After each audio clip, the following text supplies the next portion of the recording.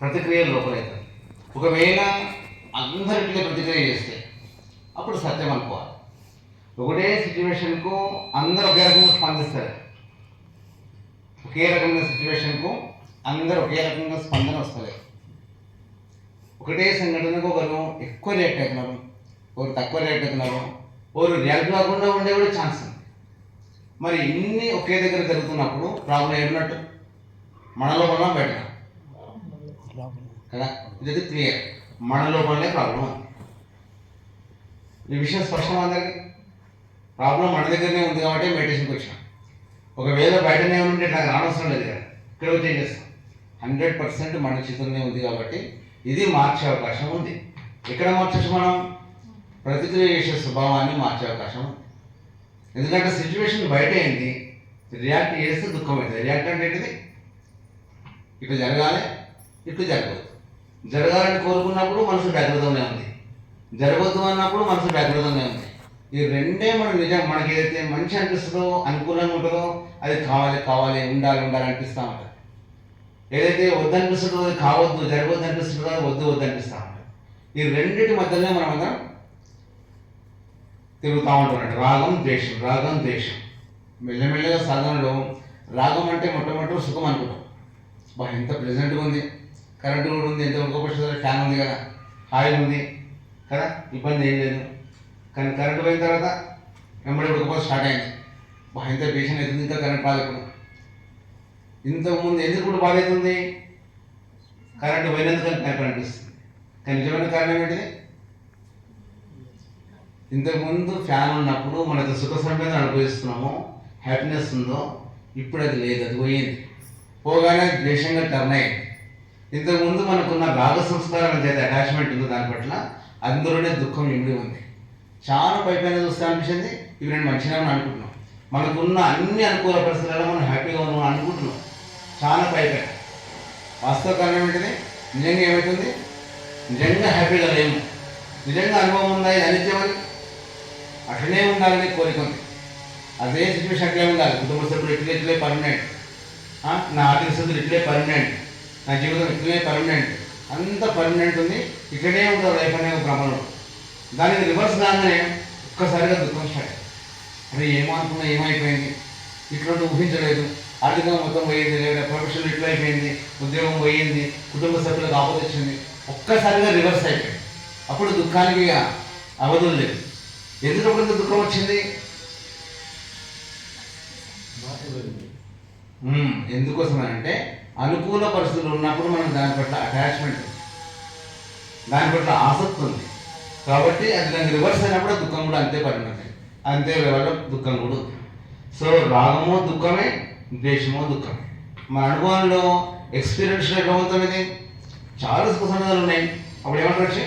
చాలా బాగా అవుతుంది ధ్యానం, చాలా పర్ఫెక్ట్ అవుతున్నది, ఎందుకంటే మొత్తం శరీరం సుఖమే ఉంది, ఏం బాధలేదు, నాకు నొప్పులు లేదు.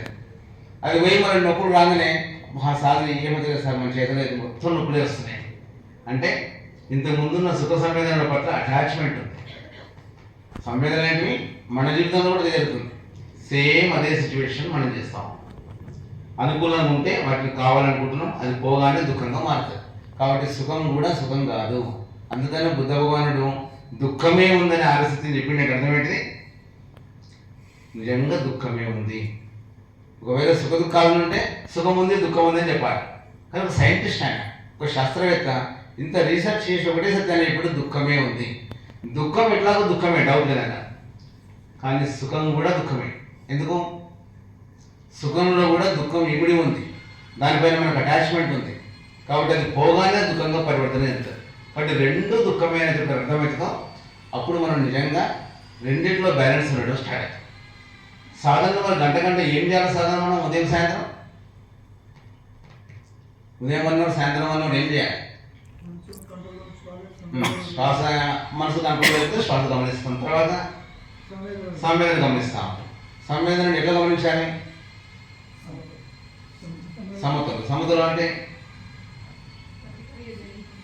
ప్రతిక్రియ లేకుండా శరీరంలో ఎక్కడ ఏ సంవేదన ఉన్నా ఒకే భావనతో మనం చూడగలగాలి. అదే కదా, ఇక్కడ చాలా సుఖ సంవేదన ఉంది, చాలా బాగుంది, బాగుండే ఏం లేదు, గమనించాం. గమనిస్తుంటే ఓ ఇది కూడా మారిపోతుంది, చేంజ్ అయిపోతుంది, ఇంత నొప్పి ఉంది, ఓ ఇది కూడా మారిపోతుంది. నీ శరీరంలో ఎక్కడ ఏ పార్ట్లో ఏ సంవేదన తెలిసినా అది కూడా మారిపోయేది అని అండర్స్టాండింగ్ ఎప్పుడైతే వస్తుంటుందో అన్నిటినీ ఒకే దృష్టికోణంతో చూస్తాము. ఆ గంట సేపట్లో సాధన చేస్తే అది సుఖ సంవేదన కానీ దుఃఖ సంవేదన కానీ ఒకే భావనతో మనం చూడగలిగితే గంట మనం పర్ఫెక్ట్ చేసాం. ఆ గంట సాధన పర్ఫెక్ట్ చేసామంటే ఖచ్చితంగా జీవితంలో మార్పు వస్తుంది. దాని గురించి చెప్పిన ఏదైనా రావాలంటే మన జీవితంలోనే రావాలి. జీవితంలో వస్తలేదంటే మనం తప్పు చేస్తున్నాము. జీవితంలో ఏడ రావాలి, ఇట్లా చేస్తే ఎందుకు మార్పు వస్తుంది? ఇక్కడ గంట గంట సాధన చేస్తే జీవితం ఎట్లా మార్పు వస్తుంది? జీవితం నీకేముందండి? ఉదయం గంట హ్యాబిట్ ప్యాటర్న్ మార్చుకోవడం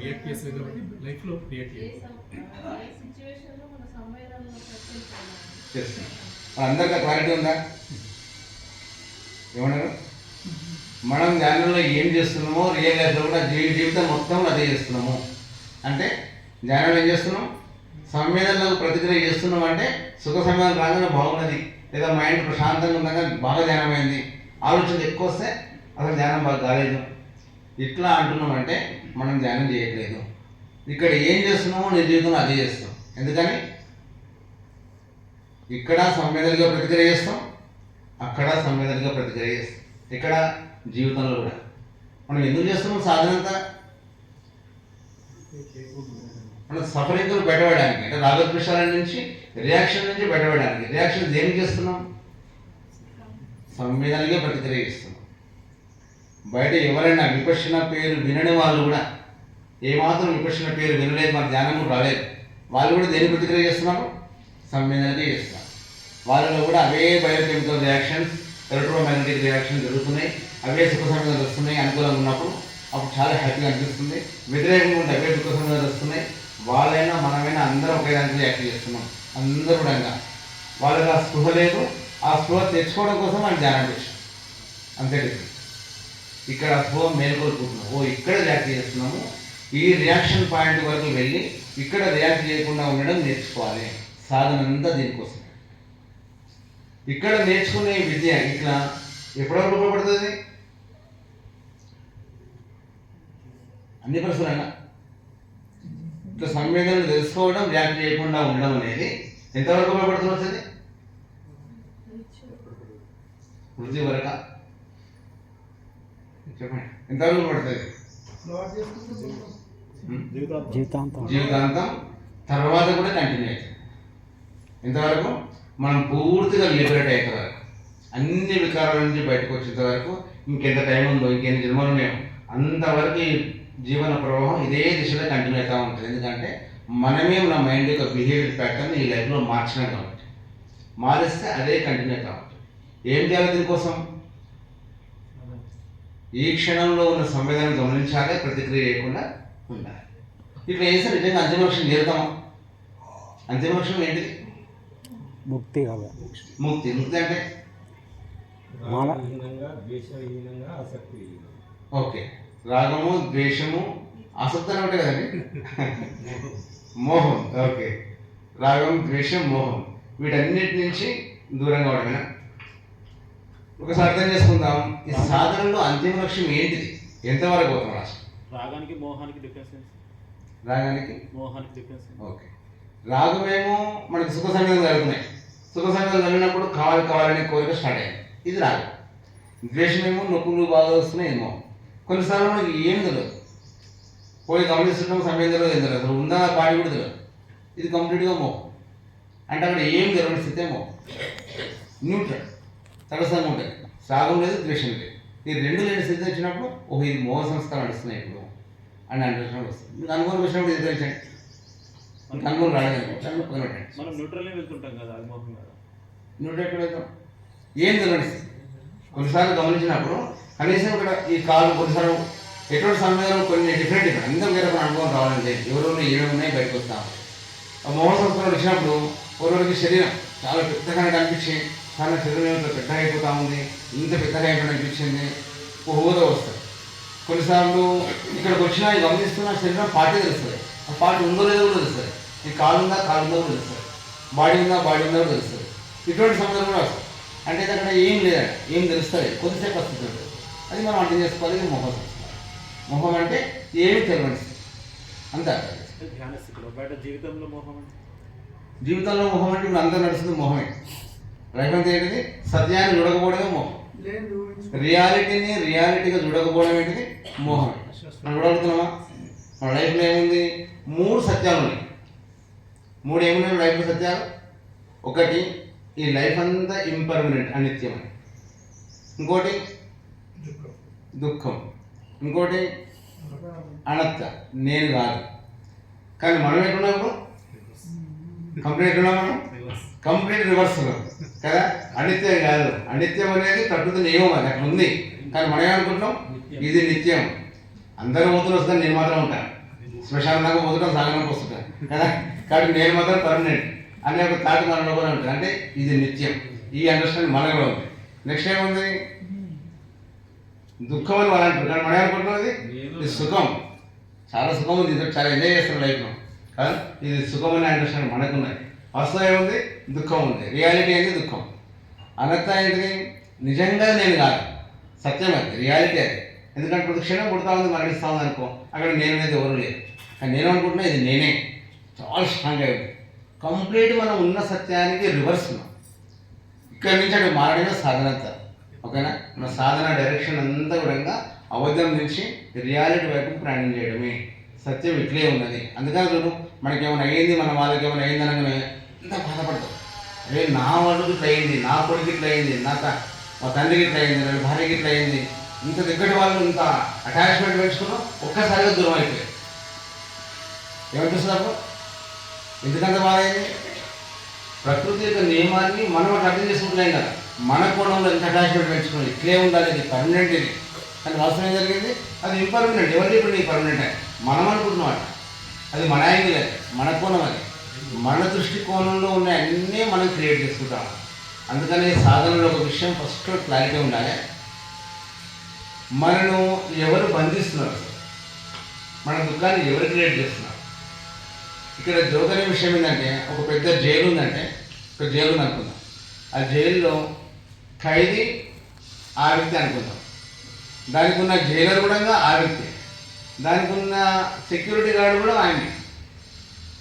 ఇప్పుడు ఏమైనా బయటపడే ఛాన్స్ ఉందా? ఎంత కష్టం. ముగ్గురు ఒకటి కష్టం అంటున్నా. అర్థం కాకపోతే ముగ్గురు ఒకటి అనుకుంటా ఉన్నాడు. మనము సేమ్ పరిస్థితి. సత్యం ఏంటంటే, ఇక్కడ ఖైదీ ఎవరు? నిజంగా ప్రతి క్షణంలో రియాక్ట్ చేస్తుంది, బాధపడుతుంది, దుఃఖపడుతుంది. ఖైదీ ఎవరు? మనమే. ఫస్ట్ ఆఫ్ ఆల్ నేనే. ఓకేనా? దానికి సంబంధించి ఖైదీ మనమే. దీనికి ఎవరు చేయడానికి, ఎవరు బంధించారు? అది కూడా నేనే. మరి దీనికి ఎవరు గాడి చేస్తున్నారు మనం బయటపడకుండా? అదే నేను. ఈ 3 విషయాలు అర్థమైతే అమ్మ ఎంత ఇక్కడ ఎవరు మనల్ని మోసం చేస్తలేరు, మన మైండే మనల్ని మోసం చేస్తుంది. ఎట్లా మోసం చేస్తుంది? ఫస్ట్ ఆఫ్ ఆల్ దీని మీద మనం ఎంత అటాచ్మెంట్ పెంచుకున్నాం, నేనని. ఒకసారి గమనించండి.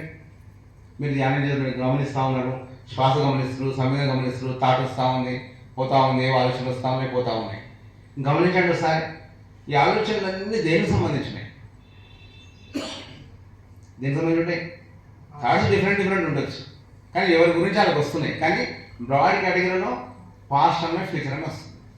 మీరు గమనించండి ఒక విషయం, పాస్ట్ ఫ్యూచర్ ఏదన్నా కానీ, ఏ థాట్ అయినా కానీ దానికి స్వభావం పాస్టే ఉంటుంది.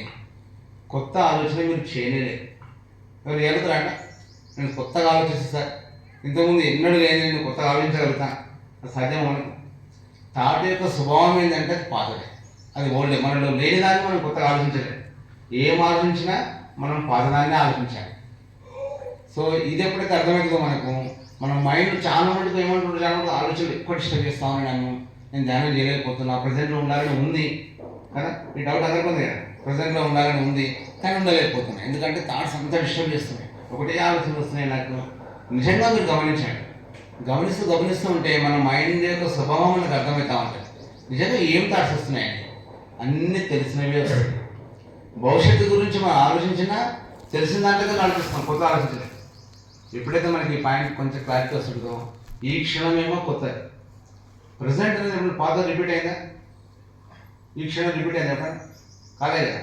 ఈ క్షణం ఎప్పుడు కొత్తదే. మనం ఏం చేస్తున్నాం? మన పాత హ్యాబిట్ ప్యాటర్న్ తోటి పాత మైండ్ తోటి మళ్ళీ ఈ క్షణాన్ని ప్రయత్నం. అందుకని ఏ ఇద్దరు వ్యక్తుల మధ్య కూడా రియాలిటీ ఉన్నటువంటి మానవ సంబంధం అంటే కష్టం ఉంటుంది. ఎందుకంటే ఒక వ్యక్తి వస్తాడు తన ఊహలతో ఇక్కడ వస్తాడు, ఈ వ్యక్తి తన ఊహలతో ఇక్కడ వస్తాడు, తన ప్రొజెక్షన్స్ తోటి. ఈయన అనుకుంటా ఉంటాడు చాలా మంచి వ్యక్తి నాకు కదా, కొన్ని ఏళ్ళ నుంచి పరిచయం నాకు, చాలా చాలా గొప్ప వ్యక్తి ఈయన అనుకుంటా ఉంటాడు. ఆయన అనుకుంటా ఉంటాడు చాలా మోసగాడు, అప్పుడు చేయడం మోసం అని తాటతో ఈయన వస్తాయి. రెండు థాట్స్ మధ్యలోనే ఉంది కానీ వాస్తవిక సంబంధం అనేది లేదు. ఎందుకంటే ఇద్దరు తమ తమ ఊహలనే జీవిస్తారు. ఎప్పుడైతే ఈ విషయం మనకి ఎంతెంత గమనిస్తుంటామో, మన గురించి మనం గమనిస్తుంటామో, మానవ సంబంధాలు కూడా ప్రత్యక్షంగా వచ్చే సమస్యలన్నీ కుటుంబంలో కానీ బయట కానీ వచ్చేటివన్నీ మన మనసు యొక్క ప్రొజెక్షన్ వల్లనే వస్తాయి. నిజంగా ఈ క్షణంలో మనం వర్తమానంలో ఉంటే, కొత్తగా చూస్తే, అప్పుడు ఇంట్లో కూడా సమస్యలు కానీ కుటుంబంలో కానీ ప్రొఫెషన్లో కానీ ఉద్యోగం ప్రతి విషయాన్ని మనం కొత్తగా చూడగలుగుతాం. ఎప్పుడది ఈ క్షణంలో మనం ఉండగలిగితే. మన కోణం ఏముంటుంది, ఈ పిల్లలు ఇంతే, మన పిల్లలు మారనే మారు. ఎన్నిసార్లు చెప్పినా ఈ వస్తువు ఇక్కడికి తీసి వెంటనే పెట్టరు.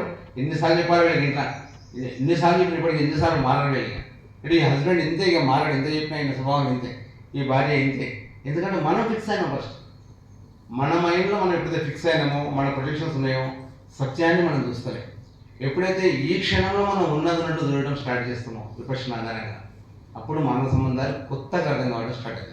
ఈ క్షణంలో ఎట్లా స్పందించాలి, ఇప్పుడు వర్తమానంలో ఎట్లా ప్రతిక్రియ చేయాలి, ఎట్లా నేను ప్రతిక్రియ చేయకుండా రెస్పాండ్ కావాలి, ఈ విషయం మనకు క్లారిటీ వస్తుంటే మెల్లగా మన జీవితంలో స్పష్టత స్టార్ట్ అవుతాం. అప్పుడు మానవ సంబంధాలు మెల్లమెల్లగా మెరుగవుతా ఉంటాయి. ఇప్పుడు ఒక ముఖ్యమైన విషయం విన్నాం డిస్కోర్స్లో, ఒక ముఖ్యమైన పాయింట్ చెప్పిన గురూజీ, మనం ఎటువంటి వైబ్రేషన్స్, ఎటువంటి తరంగాలు మనం స్టార్ట్ చేస్తామో అటువంటి వాటితోటే మనం సమరసం అవుతాం. అవే మన ఒక ట్యూనప్ అవుతాయి కదా. ఎటువంటివి అయితే అటువంటి మనం నిజంగా ఎట్లా చేస్తున్నాం మనం ఒకసారి చెక్ చేసుకోవాలి. చెప్పండి, ఎటువంటి తరంగాలు తయారు చేస్తున్నాం నిజంగా చెప్పాలంటే. ఇంట్లో మనకి అనుకోని సిచ్యువేషన్ జరిగింది, మన పిల్లలు మన మాట వినట్లేదు, లేదు భార్య మన మాట వినట్లేదు, భర్త వినట్లేదు, ఏదో మనకు అనుకోని జరుగుతలేదు. అప్పుడు ఏమైంది, విపరీతమైన ద్వేషమో కోపం వచ్చింది. కోపం వచ్చినప్పుడు ఎటువంటి తరంగాలు స్టార్ట్ చేసినాం, కోపం సంబంధ తరంగాలు స్టార్ట్ చేసినాం. మనం వేడితో ట్యూనపోతే విశ్వంలో ఎటువంటి తరంగాలు కోప తరంగాలు ఉన్నాయో అవే తరంగాలతో దాన్ని సమరసం అది. కానీ మనం ఎట్లా ఎదుర్కోవాల్సి ఉండే, దాన్ని ఎట్లా ఫేస్ చేయాలి, ఎట్లా మనం ఎంత కోపం వస్తుంది, ఎట్లా ప్రేమ వస్తుంది, అంత కోపం వస్తా, వాళ్ళు చెప్తేనే వింటలేరు, వాళ్ళ మీద ఎట్లా ప్రేమ వస్తుంది చెప్పడం ఈజీ ఉంది. ఎట్లా సమత ఏడేస్తుంది, అంత కోపం వస్తుంది. వాళ్ళు చెప్తేనే వింటలేరు, ఎన్నిసార్లు చెప్పారు ఇప్పటికీ కదా, ఎన్నిసార్లు చెప్తున్నా అయినా వింటలేరు. ఏడో సమత ఎక్కడ కోపం అన్నీ వస్తాయి. ఫస్ట్ ఆఫ్ ఆల్ ఒక విషయం మనకు అందుకని ఇంతకుముందు చెప్పింది అంతా అదనమాట. మనము ఖైదీ మనమే, జైలరు మనమే, గాడు కూడా మనమే. అందుకని ఇక్కడ ఏం నువ్వు ప్రయత్నం చేసినా, కోపాన్ని ఓడగొట్టాలని, కోపంతో యుద్ధం చేసినా, కోపాన్ని తొలగించుకోవాలని చేసినా తెలియకుండా మనం ఎదుర్కోపోతున్నాం. మరి ఏం చేయాలి, మరి మనం ఇప్పుడు ఎట్లా ఉన్నామో అట్లా నిజంగా మన జీవితంలో మార్పు రావాలంటే విపక్షణ కరెక్ట్గా అర్థం చేసుకొని, ఇప్పుడు మన లోపాలు ఉన్నాయి, మన లోపాలు చాలా అందరు తెలుసు. ఎవరెవరిలో ఏమేమి లోపాలు ఉన్నాయో, భయం ఉండొచ్చు, సోమర్తనం ఉండొచ్చు, ఎవరెవరిలో ఏమేమి లోపాలు ఉన్నాయో అందరు తెలుసు. సో యథాతథంగా మనలో ఉన్నట్టు మనం స్వీకరించాలి. ఇక్కడ ఏం చేయదు ప్రయత్నం, దాంతో యుద్ధం చేయొద్దు, ఫైటింగ్ చేయొద్దు, పొడగొట్టుకొని ఏం చేయాలి, ఉన్నట్టు మనం ఎట్లా ఉన్నామో అట్లా ఉన్నా యాక్సెప్ట్ చేయాలి. ఎట్లా ఉంటే అట్లా, ఏ లోపల ఉంటాయి యాక్సెప్ట్ చేసి ఉన్నట్టు కనుక ఏ సిచ్యువేషన్లో దాన్ని గమనిస్తే, సపోజ్ మీరు అన్నట్టు ఆ సిచ్యువేషన్లో కోపమే వచ్చింది అనుకుందాం. కోపం రాగానే మీరు ఉన్నట్టు ఫస్ట్ ఆఫ్ ఆల్ యాక్సెప్ట్ చేయండి. ఒక సైంటిస్ట్ లాగా నిజంగా కోపం ఏముంది చూద్దాం, దానికి వస్తే ట్రై చేద్దాం. ఆవేశం వస్తూ ఉంది, గుండె దగ్గర పెరుగుతూ ఉంది, చేతులు వణుకుతూ ఉన్నాయి అనుకుందాం. ఆ సిచ్యువేషన్ జరుగుతూ ఉంది, బాడీలో సంవేదన వస్తూ ఉంది. కేవలం గమనించి ఎవరి మీద వస్తుంది కోపం అది పక్కన పెట్టండి, ఎవరి వల్ల వస్తుంది పక్కన పెట్టండి, కేవలం గమనించండి. కేవలం గమనించడంలోనే మిరాకిల్ ఉంది. ఎందుకంటే ఓహో ఇది కూడా అనేది ఎప్పుడైతే నీ శక్తి దానికి ఇస్తలేవు, దాంతో రాగం చేస్తలేవు, ద్వేషం చేస్తలేవు, కేవలం దాన్ని అర్థం చేసుకుని ట్రై చేస్తున్నావు. అప్పుడు అదే కోపం ఏంటిది, ఒక బలమైన సంవేదననే. సంవేదన ఏంటిది, అనిత్యం, ఏం బలం లేదని ఇలా మారిపోతూ ఉంది. ఎంత సంవేదన స్టార్ట్ అయింది, ఇంత వేగంగా గమనిస్తూ ఉన్నా అంత వేగంగా మారిపోయింది. అరే చేంజ్ అయిపోయింది, మారిపోయింది, చేంజ్ అయిపోయింది. అరే ఇంత అనిత్యం ఇది, ఇంత మీనింగ్లెస్ ఇది, ఇంత నిస్సారం ఇది, దీని పట్ల రియాక్ట్ చేస్తున్నాను. ఇది మార్పు స్టార్ట్ అయింది. ప్రతి విషయంలో చేయాలి. మన జీవితంలో ప్రతి సంఘటనలో, ప్రతి సిచ్యువేషన్లో ఈ ఎఫర్ట్ చేయాలి. ఏదో గంట సాధన చేసినాం అయిపోయింది కాదు. అట్లా చాలా బేసిక్ అది. నిజంగా మన జీవితంలో మార్పు రావాలంటే ఈ ప్రయత్నం ఎంత వీలైతే కంటిన్యూస్ ట్రై చేయాలి. ఎందుకని చెప్పొస్తాయి ఎమోషన్స్ మనకు